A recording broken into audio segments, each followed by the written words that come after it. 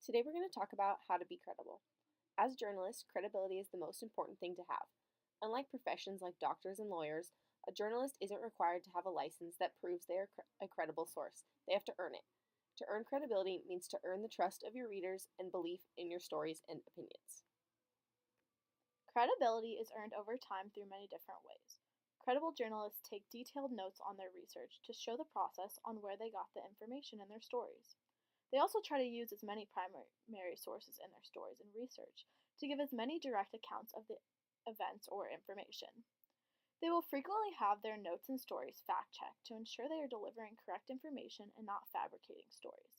They also use credibility cues to ensure that the information they are reporting comes from other credible sources.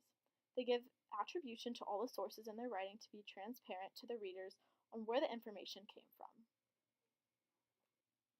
When doing research, you won't always be able to use only primary sources. When searching for those secondary sources, not everything you search on the internet is going to be 100% credible. Google only gives about 0.03% of all the information that exists online, so not everything you find is going to be a credible source.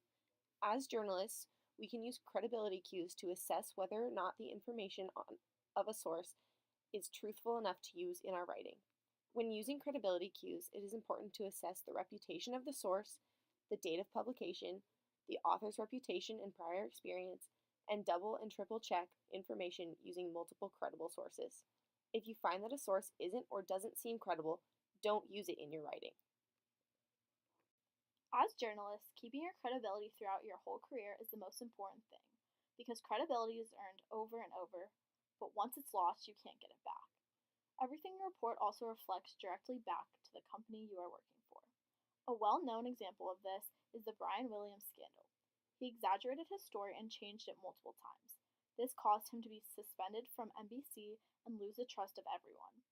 Another example of this is seen by the lack of research done by Sabrina Erdely of the Rolling Stone magazine, who wrote a story on a gang rape at a college party that had been fabricated by her source, without doing further research into the credibility of the story and the source she was using.